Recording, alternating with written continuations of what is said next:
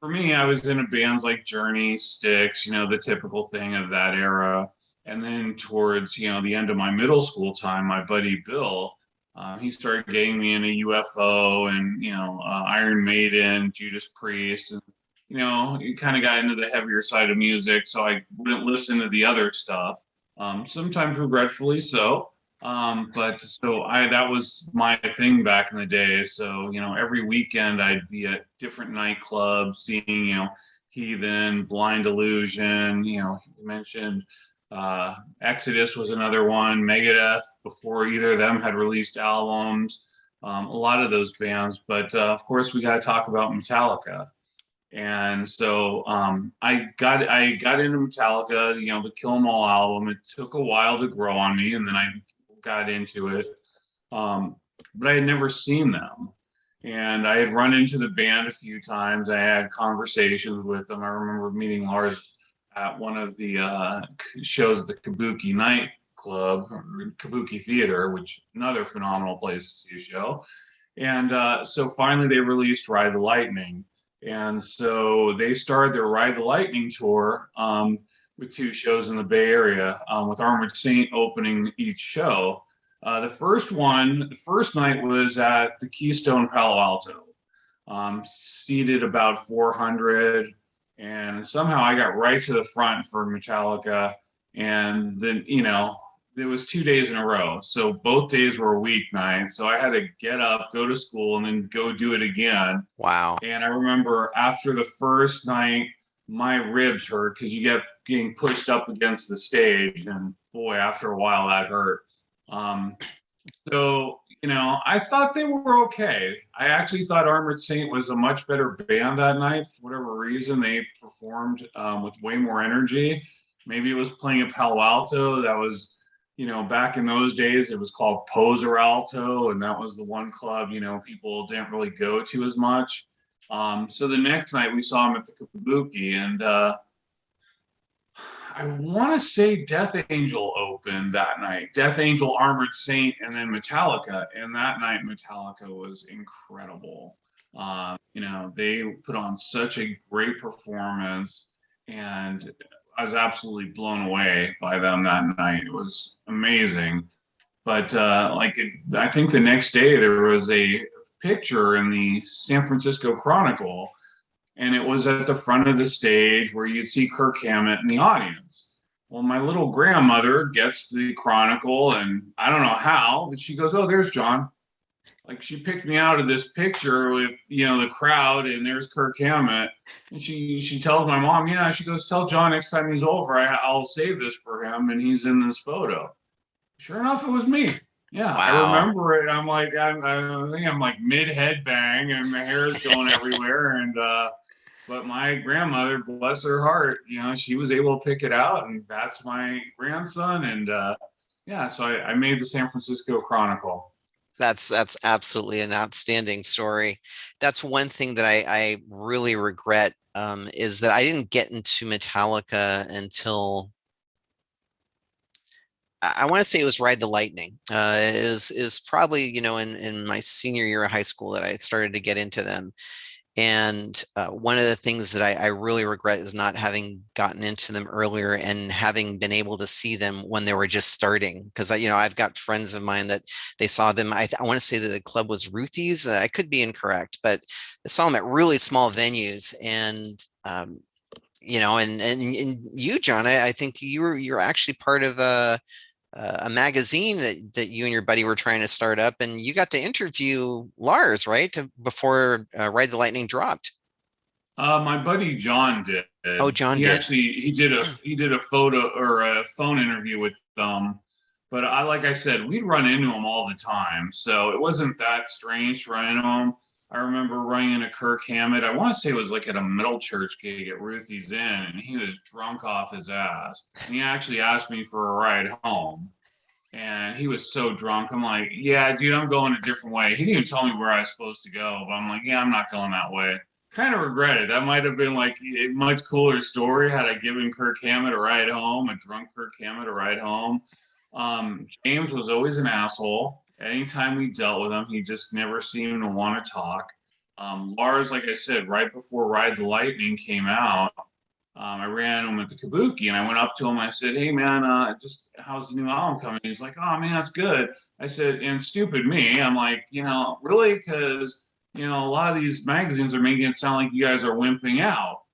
And he looks at me kind of pissed. And, stupid me back in the day, I don't realize like I'm 6'2" and would have crushed him, but I'm like, oh my God, he's going to kill me, all 5'5" of him.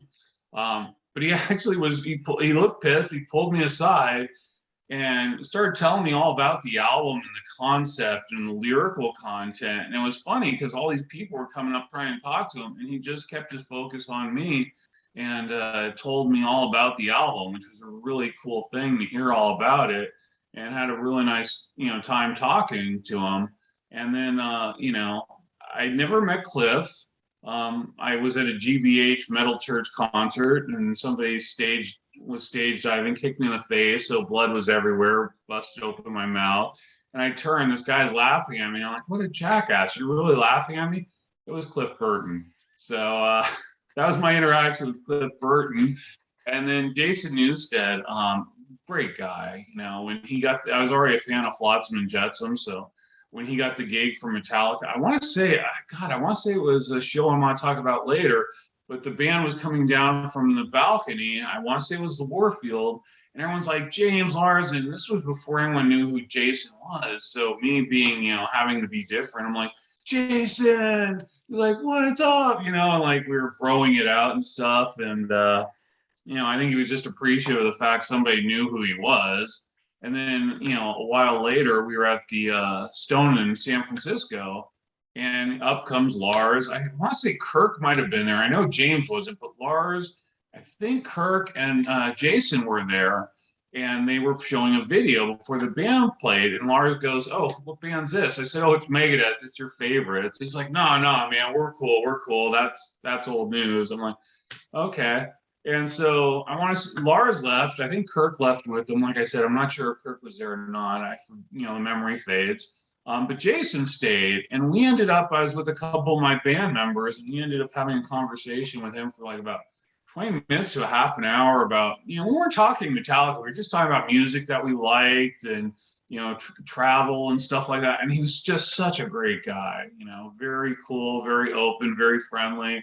And that was one of the great things about the Bay Area scene. You go to these shows and everyone was there. Everyone was supporting each other, and it's a time that will never be duplicated. And I'm so happy that's part of that. That's really, really awesome. Yeah, I'm very disappointed that I got to miss out on those opportunities. Of course, I didn't go out to concerts all that much back in the 80s, as I mentioned. So you want to explain why you didn't go to concerts? Because I was a wimp. Because a lot of the concert, your parents wouldn't let you go to concerts, right? That's actually very true. That's funny because I'd forgotten about that. But yeah, before I turned 18, I wasn't allowed to go to any of that stuff for whatever reasons. And I remember wanting to go see Dio really badly. And I remember like at high school, like the next day after a concert, everybody's wearing their Dio shirts. I'm like, damn it, I wanted to go. I wanted to go. But yeah, it's funny, John. I'd forgotten about that until now. That's absolutely true. So there, you had a reason, and your parents were smarter than mine, because I think about it, now that I have a son, now he's an adult, but there was no way, every weekend I was going to Oakland, San Francisco, Berkeley, wherever there were shows, and getting home at 2, 3 in the morning, and I don't know how the hell my parents allowed that to happen. I mean, I would never have let my kid do that. And I'm glad they did. Like I said, it was 80s. It was a different time. But I look back on and think, what the hell were they thinking? Yeah. Yeah. Well, I mean, they trusted you, right? Your parents were good people. I do, but going back to what we were saying, absolutely. And that's interesting that because that brought up a memory that I completely forgot about not being able to go out to concerts until I was 18. But even after that, I remember that I was always very much a stickler. If it's a weekday concert, I'm not going to go because I got to go to work the next day or whatever it was. And I missed out on a lot of good stuff on that. One of the things, concerts I really regret having not seen was the last one at the San Francisco Stone where Winger played. That would have been amazing to see in a small venue like that. And that's one I'm really disappointed that I missed. Yeah, that was the last show ever at the Stone in San Francisco. Winger performed there. I think like the night or two before they had like the final bash where they had a lot of the bands from the Stone come in and play, for one last time, play a couple songs. But Winger came and I remember Kip saying, "Wow, it's a shame this place is closing. This is a cool venue." And there was the porn place next door. He goes, "Yeah, we went next door and bought a lot of, porn for Reb. It's his birthday." So it was Reb Beach's birthday that night too. So that was kind of special. So looking at my list, and man, there's a lot, and I probably should not talk about all of them, but I gotta mention this one. Gary Moore. Gary Moore at the Warfield Theater. It was on the Over the Hills tour, and let me tell you, that guy was amazing. That was the only time I got to see him. I don't know, for whatever reason, after that, he didn't really perform in the States.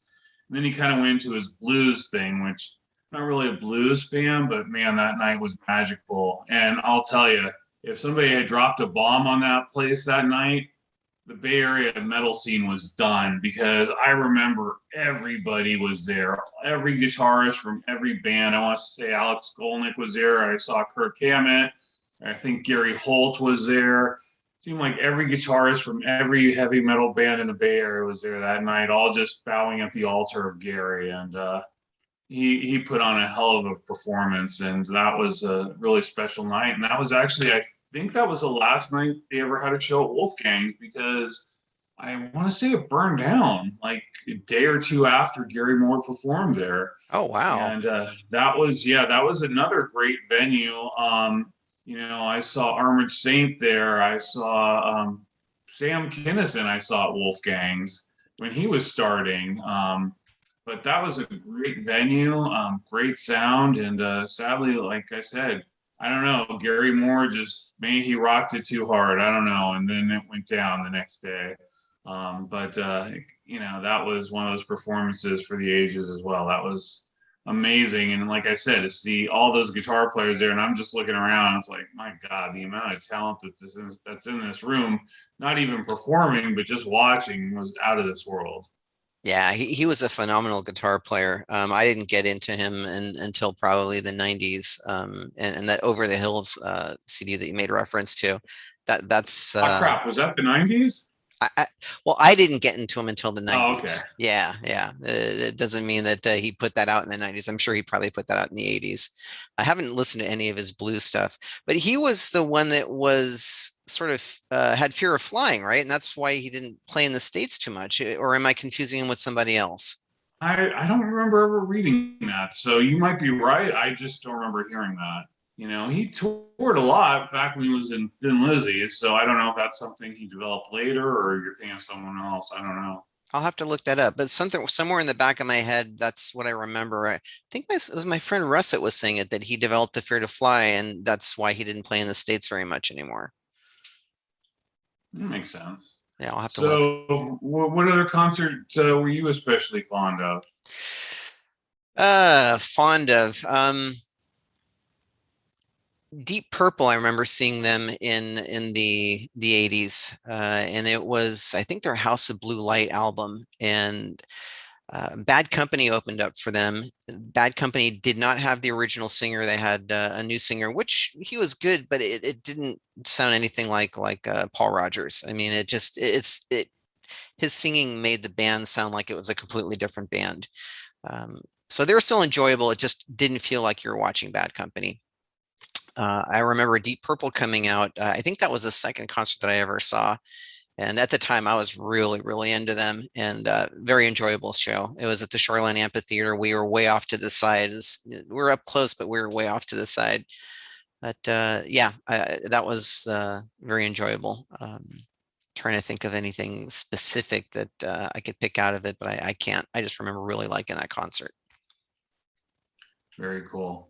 I'm looking at my list, and I don't want to go on, but I have to mention this one. It was probably my favorite concert ever. And it was my favorite concert ever.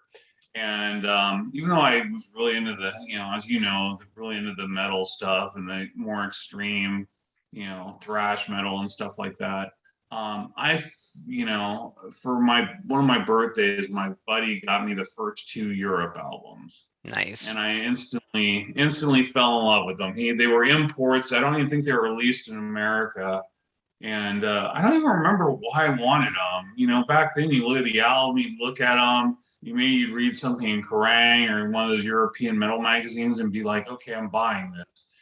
Sometimes it didn't work out, sometimes it did, but for whatever reason, I really wanted their albums, and so he bought me their first two albums. I think one was self-titled, the second one was Wings of Tomorrow, which is still one of my all-time favorites. And then right around the time I graduated high school, they came out with Final Countdown. And yes, it was a little bit more commercial and everything, but I fell in love with it. I was absolutely in love with that. I remember as a graduation present, my parents sent me and my buddy, we went to Hawaii, and I was like, oh my God, I want to hear that album. I want to hear it. I ended up buying like a cassette in Hawaii, which is expensive, so I could listen to it. I should have recorded it, but I don't know why I didn't.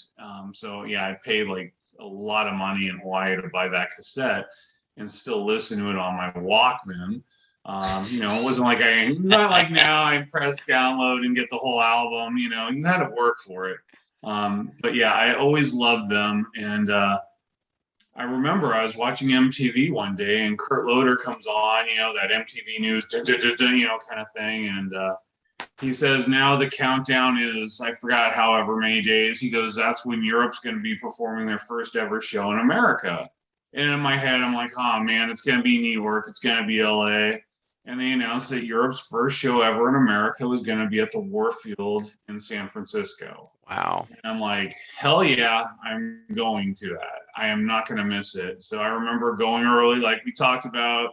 Probably went to Tower Records or Warehouse Records and got tickets. A couple of my band members went, and we went and saw Europe. And I remember they had replaced John Norum and the new guitar player, Key Marcello. Before they even announced him, Joey Tempest said, I just want good, solid guitar playing. And I'm like, oh man, this guy's going to be a letdown. That guy was not a letdown. That guy was absolutely incredible. Even though I have a certain, fondness for John Norum, who's amazing, this guy was probably next level. And I remember that show. They had no opening act, and they played a ton of stuff. They even played On Broken Wings, which was, here's my nerdness, the B-side to the Final Countdown single, which was not on the On Broken Wings, wasn't on the album.